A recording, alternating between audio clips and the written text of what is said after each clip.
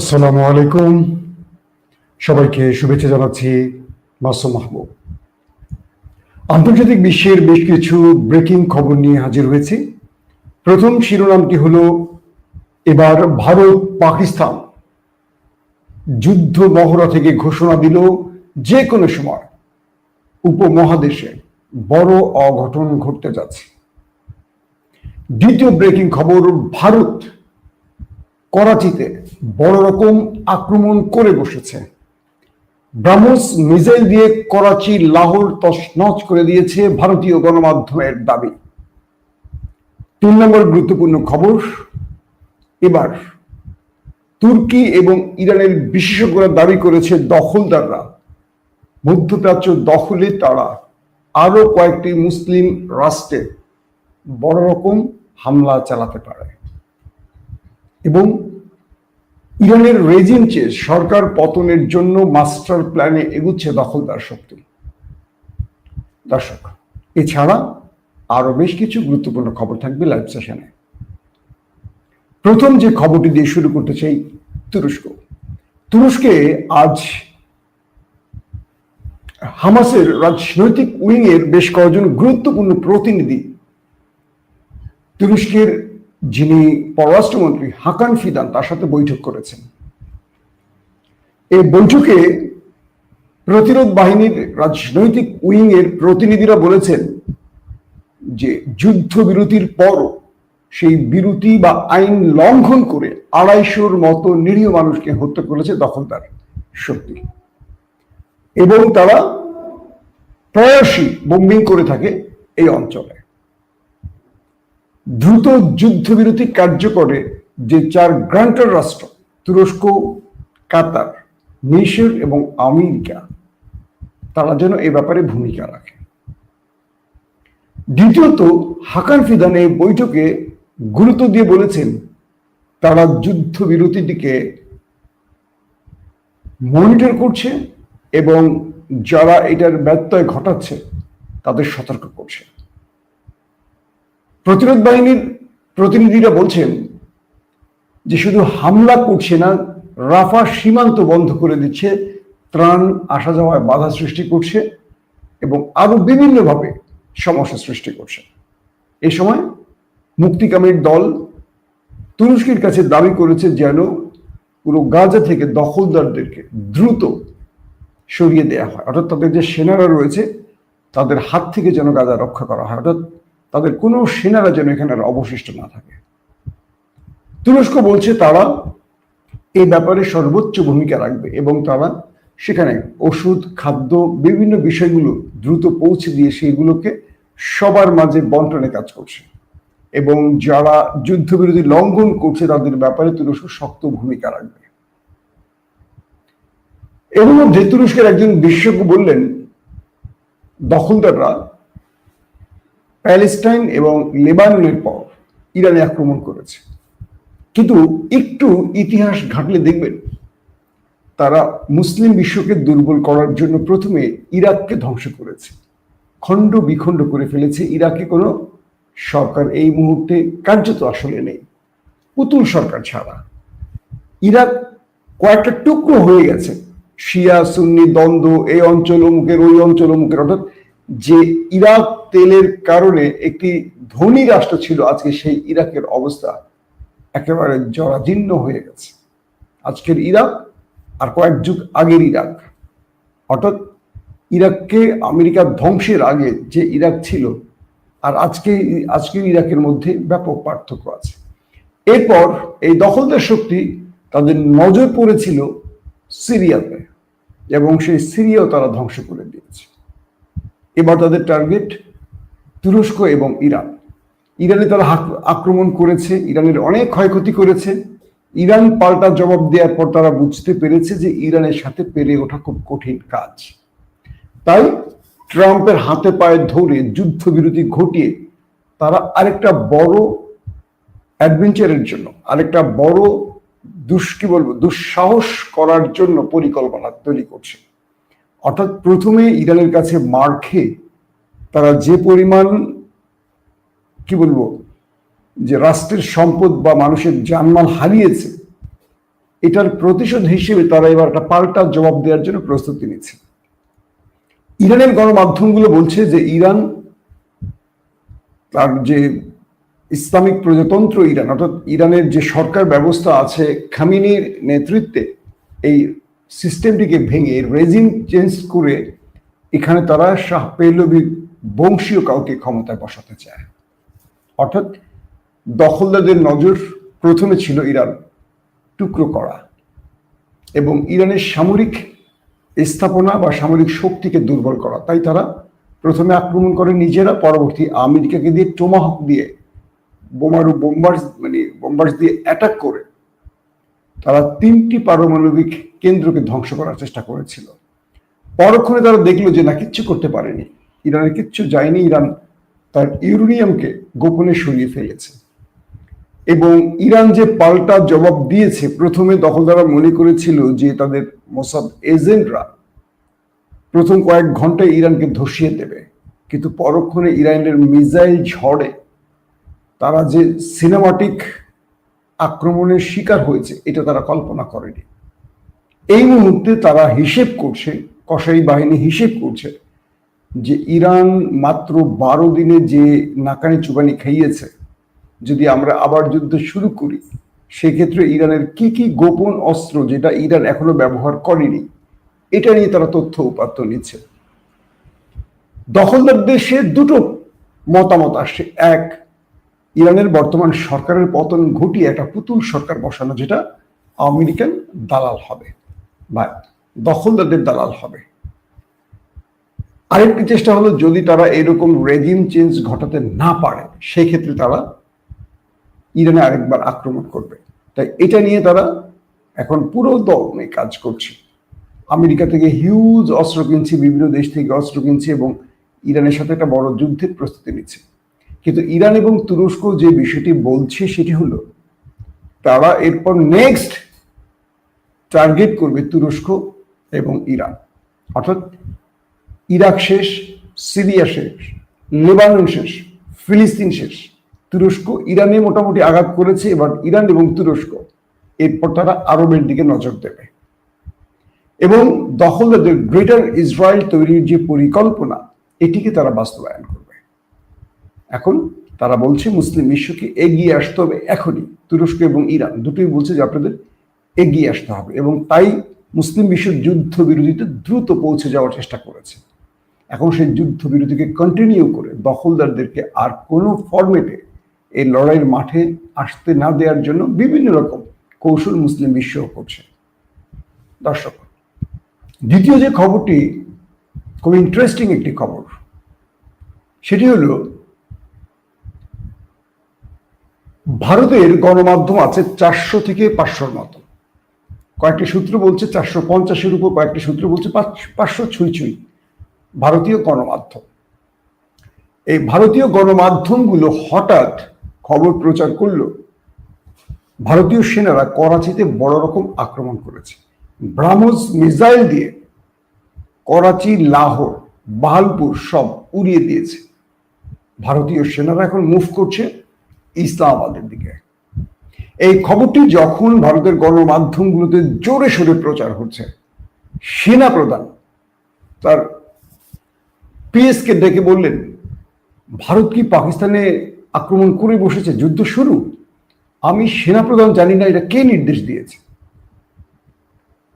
তখন তার PS assistant বলল, স্যার আমি তো জানি না। তো সেনাপ্রধান ফোন দিলেন এয়ার চিফকে, বিমান বাহিনী প্রধানকে, আপনারা কি কোনো আক্রমণ করেছেন নাকি? তখন তিনি বললেন, না স্যার আমরা তো আক্রমণ করিনি। তারপর তিনি ফোন দিলেন নৌবাহিনী প্রধানকে, আপনারা কি আরব সাগর থেকে ব্রাহ্মস মিসাইল দিয়ে করাচিতে অ্যাটাক করে বসছেন? একবার তো আমাকে জিজ্ঞাসা করার প্রয়োজন মনে করলেন না। নৌবাহিনী প্রধান বললেন, স্যার এরকম তো কোনো তথ্য আমার কাছে নেই, কিন্তু টেলিভিশনগুলো প্রচার করছে পাকিস্তানে আক্রমণ করে বসছে ভারত। এরপর তিনি তার নিজের অ্যাসিস্ট্যান্টকে ফোন দিলেন, নৌবাহিনীর প্রধান। তিনি বললেন, না স্যার এমন কোনো ঘটনা ঘটেনি। তারপর তিনি আরেক কমান্ডারকে ফোন দিলেন।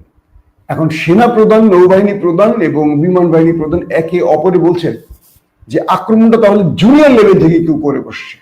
অতি উৎসাহী হয়ে দ্রুত তাদেরকে শনাক্ত করো এবং পাকিস্তানের পাল্টা আক্রমণ থেকে রাষ্ট্রকে রক্ষায় অল মিসাইল সিস্টেম, আকাশ প্রতিরক্ষা সিস্টেম অন করে। খোঁজ নিতে নিতে নিতে নিতে নিতে নিতে নিতে নিতে নিতে জানা গেল পাকিস্তানে কোনো আক্রমণই করেনি ভারত। এটি সেনাবাহিনীর পক্ষ থেকে বা রাষ্ট্রীয়ভাবে কোনো তথ্য না, এটি বিজেপি মোদির ইমেজকে রক্ষার জন্য বিজেপি কোন নেতা বা কোনো একটা বৈঠক থেকে এই তথ্য দিয়েছে। তার আগে টেলিগ্রাফ একটি সংবাদ দিয়েছে যে পাকিস্তানে আক্রমণের জন্য ভারত তার মিসাইল আপলোড করেছে। এই আপলোড করেছে এই কথাটি ধরেই বিজেপি কৌশলে পাকিস্তানে আক্রমণ করে বসেছে। যখন ভারতীয় গণমাধ্যম এই সংবাদগুলো জোরে সোরে প্রচার করছে, তখন পাকিস্তানের সেনাপ্রধান ফিল্ড মার্শাল আসিম মনির তিনি ফোন দিয়েছেন তার আইএসআই প্রধানকে, আমার দেশের ভিতরে আক্রমণ হয়ে গেছে, আপনারা ইন্টারসেপ্ট করতে পারলেন না, তারা বাহালপুর দখল করে ফেলেছে, করাচি দখল করে ফেলেছে, তারা লাহোর দখল করে ফেলেছে, কি বলেন আপনারা? তো আইএসআই প্রধান বললেন, স্যার, সেনাপ্রধানকে বললেন, স্যার, এটা কোন পাকিস্তান দখল হয়েছে জানি না, তবে আমাদের মানচিত্র যে আমাদের যে পাকিস্তান এটা দখল হয় নাই, ভারতের ভেতরে কোনো করাচি আছে কিনা স্যার এটা জানতে হবে। এরপর আইএসআই প্রধান আসিফ মনিরের সাথে সেনাপ্রধানকে বললেন, স্যার, এই যুদ্ধটা ভারতের গণমাধ্যমের যুদ্ধ, এটা বাস্তবে কোনো মিসাইল পাকিস্তানে ঢোকেনি। এরপর সেনাপ্রধান তার একটা স্পেস দিলেন, ভারতীয় সেনাপ্রধান বললেন যে ভারতীয় গণমাধ্যমকে সতর্ক করে বলছি, এরপরে ফার্দার কোনো সংবাদ প্রচারের ক্ষেত্রে আপনারা ভারতীয় সরকার কিংবা সেনাবাহিনীর অনুমতি গ্রহণ করবেন এবং আমরা ন্যারেটিভ আপনাদেরকে বলে দিব কোন ন্যারেটিভে কি সংবাদ হবে। কারণ পুরো ভারতের মধ্যে কেঁপে উঠেছে, করাচিতে আক্রমণ হয়েছে, ইসলামাবাদ দখল হয়ে গেছে, পুরো পাকিস্তানের অর্ধেক দখলই করে ফেলছে তারা একটা ব্রাহ্মস আক্রমণের মাধ্যমে। এরপরে পৃথিবীর কাছে তারা হাস্যকর পরিস্থিতির মুখে পড়েছে। ভারতীয় গণমাধ্যমের এহেন গুজব সংবাদের পর পাকিস্তানের রীতিমতো ঠাট্টা মশকারি শুরু হয়েছে। পাকিস্তানের কিছু কিছু সংবাদ ভিত্তিক চ্যানেল বলতে শুরু করেছে, মানে আপনার কি ব্লগিং চ্যানেল যেটাকে বলি, ইউটিউব, ফেসবুকে। কিছুক্ষণ আগে মোদির কি বলে মোদি হাউস পাকিস্তান দখল করেছে, কিছুক্ষণ আগে এটা হয়েছে ওটা, মানে পাকিস্তান রীতিমতো ভারতকে নিয়ে হাসি ঠাট্টা শুরু করে দিয়েছে। একটা বিষয় বুঝতে পারছেন যে এর আগে অপারেশন সিঁদুর যখন শুরু হয় তার 3 দিন আগ থেকে কিন্তু এইভাবে মিথ্যাচার শুরু হয়েছিল। প্রতিদিনই তারা সীমান্তে হাজার হাজার পাকিস্তানি মেরে ফেলছে, পাকিস্তানি পোস্ট তারা দখল করে ফেলছে, এটা তারা দখল করছে, ওটা তারা দখল করছে, এটা করছে, ওটা করছে, প্রতিদিনকার খবর। আমার দর্শকরা ফোন দিতেন, মাসুম ভাই, নক দিতেন, মাসুম ভাই, পাকিস্তান তো মার খাচ্ছে ভারতের হাতে, আপনারা কোনো সংবাদ দিচ্ছেন না কেন? আমি আর কি জবাব দেব? তো আমি সারাদিনের এই প্রশ্নগুলো জমা করে লাইভ করে উত্তরগুলো দিয়ে দিতাম। তো এই মুহূর্তে আপডেট খবর হচ্ছে ভারতীয় 3 বাহিনী সর্বোচ্চ সতর্ক অবস্থায় আছে এবং ভারতীয় জনগণকে সতর্কবার্তা দেয়া হয়েছে এই বলে যে কোনো সময় আক্রমণ শুরু, মানে যুদ্ধ শুরু হবে, সর্বোচ্চ সতর্ক পজিশনে থাকতে হবে এবং জনগণকে একটি নির্দেশনা জারি করা হয়েছে ভারত সরকারের পক্ষ থেকে। অর্থাৎ যুদ্ধটা শুরু হলে কে কি করতে হবে, কোথায় কি, সমস্ত বিবরণ। তার মানে ফিউ ডেজ, ফিউ উইক, আমি যেটাই বলি কয়েকদিন বা সপ্তাহের মধ্যে বা আজ যে কোনো সময় আবার উপমহাদেশের 2 শক্তিশালী পারমাণবিক দেশের মধ্যে একটা বড় লড়াই দেখতে যাচ্ছে বিশ্ব। এটি মোটামুটি এই এখনকার পর্যন্ত আপডেট খবর বলছে নিশ্চিত। ইতিমধ্যে করাচি এবং পাকিস্তানের ইসলামাবাদ, লাহোর, ভাওলপুর, শিয়ালকোট যে পয়েন্টগুলো আছে, পাকিস্তান সেই জোনগুলোতে আকাশ প্রতিরক্ষা মোতায়েন করেছে। ভারত যখন সাগরে তাদের নৌবাহিনীকে দিয়ে মহড়া চালাচ্ছে ব্রাহ্মস নিয়ে, বিক্রম নিয়ে, তাদের যুদ্ধজাহাজ, তখন সাগরে নেমে পড়েছে এবার পাকিস্তানের নৌবাহিনী। তারা ভারতীয় বাহিনীর নাকের ডগায় বা তাদের ক্রুজ ওয়ারশিপ গুলো নিয়ে সাগর টাপিয়ে বেড়ানো শুরু করেছে। সম্প্রতি কদিন আগেই তারা একটা হাইপারসোনিক টেস্ট চালিয়েছিল, আমি আপনাদের দেখিয়েছিলাম সাগরে আকাশে রংধনুর খেলা যে। এবার সেই পাকিস্তান নতুন চমক বা সারপ্রাইজ দিতে একদম ভারতীয়দের নাকের ডগে নেমে পড়েছে। এখন ভারতীয়রা এতদিন ধরে তারা যেই একটা অ্যাডভেঞ্চার করবে বলে প্রস্তুতি নিয়েছে, যখন তাদের নাকের ডগে পাকিস্তান নিজে নেমে গেছে তাদের ওয়ারশিপ নিয়ে, মিসাইল নিয়ে, সিস্টেম নিয়ে, তাদের কি বলবো সাবমেরিন গুলো এখন ভারতীয়দের টার্গেটে প্রস্তুত করে রেখেছে। তার মানে প্রতিটি সীমান্ত পয়েন্ট, সাগর পয়েন্ট, আকাশ পয়েন্ট, প্রত্যেকটি জায়গায় পাকিস্তান প্রস্তুত তার শত্রুর আক্রমণ মোকাবেলায়। এর মধ্যে একটি খবর এসছে করাচিতে পাকিস্তান এবং তুরস্কের মাধ্যমে একটি আকাশ প্রতিরক্ষা সিস্টেম এবং একটি কি বলবো যে মিসাইল স্টোরেজ তৈরি করা হয়েছে, যেখান থেকে শত্রুকে টার্গেট করে, ধরেন করাচিতেও বা পাকিস্তানের বন্দর নগরী, বাণিজ্যিক নগরী যেটাকে বলা হয় করাচি পাকিস্তানের, তো এই করাচিটাই মূল টার্গেট হবে। কারণ তারা করাচি, রাজস্থান, গুজরাট এই তিনটি পয়েন্ট থেকে তাদের মূল টার্গেট। সেভাবেই তাদের সামরিক মহড়া হচ্ছে এবং এটি ভারতীয়দের ইতিহাসে, ভারতের ইতিহাসে সবচেয়ে বড় সময় এবং বৃহৎ বাজেটের মহড়া চলছে। সবগুলো বাহিনী একসাথে নেমেছে এই মহড়ায়। তো সেই জন্য তুরস্ক এবং পাকিস্তানের যৌথ সামরিক পরিকল্পনায় করাচিকে রক্ষায় পাকিস্তান সেখানে তাদের অ্যান্টি মিসাইল বসিয়ে রেখেছে। অর্থাৎ করাচিতে আক্রমণ হওয়ার সঙ্গে সঙ্গে তুরস্ক এবং পাকিস্তানের সামরিক বাহিনীর যে পরিকল্পনা সেটি অ্যাক্টিভ হবে এবং এখান থেকে পাল্টা অ্যান্টি মিসাইল দিয়ে সেগুলো ধ্বংস করা হবে। এবং লাহোর সহ সীমান্ত অঞ্চলগুলো যেখানে যেখানে ভারত আক্রমণ করতে পারে সেখানে এয়ার স্পেস, সেখানে আকাশ প্রতিরক্ষা সিস্টেম মোতায়েন সহ নানান রকম অ্যাক্টিভিটিস পাকিস্তানও শুরু করে দিয়েছে। তার মানে এক বাক্যে বলতে পারি এই দেশ দুটো যে কোনো সময় বড় রকম আক্রমণে চলে যাচ্ছে। এবং দুই দেশের মধ্যে এই মুহূর্তে যে উত্তেজনা, ভারত তাদের রাষ্ট্র বা জনগণ বা সব সিস্টেমকে জানিয়ে দিয়েছে যে কোনো সময় অপারেশন 2 শুরু, তাই সর্বোচ্চ সতর্ক সবাইকে থাকতে বলছে। ইতিমধ্যে 10,000-এর অধিক ভারতীয় যে কাশ্মীর পয়েন্ট, সেখানে যে বাংকার রয়েছে, সেখানে এখন হাজার হাজার মানুষ আরো 1-1.5 হাজার বাংকার তৈরিতে কাজ শুরু করে দিয়েছে রাষ্ট্রীয়ভাবে। অর্থাৎ একটা বড় যুদ্ধ হলে কাশ্মীর পয়েন্টেই বড় রকম আঘাত করবে পাকিস্তান। তো সেটা বুঝেই সেখানে প্রায় 10,000-এর মতো নাকি বাংকার আছে। কিছু কিছু সূত্রে দেখলাম আরো 1,000-এর মতো বাংকারের কাজ শুরু হয়ে গেছে এবং বলা হয়েছে এই যুদ্ধটা দীর্ঘমেয়াদী হতে পারে, এটা সাময়িক সময়ের জন্য নয়। পৃথিবী এখন ভয়ে আছে, দুটো পারমাণবিক শক্তিধর রাষ্ট্রের যুদ্ধটা এবার বৃহৎ আকারে চলে যাবে। পাকিস্তান তারাও আক্রমণের কিছু পরিকল্পনা ফ্ল্যাশ করেছে, সেটা হলো তারা প্রথমেই ড্রোন অ্যাটাকে যাবে। সারফারোজ নাকি একটা নাম শুনলাম, ড্রোন।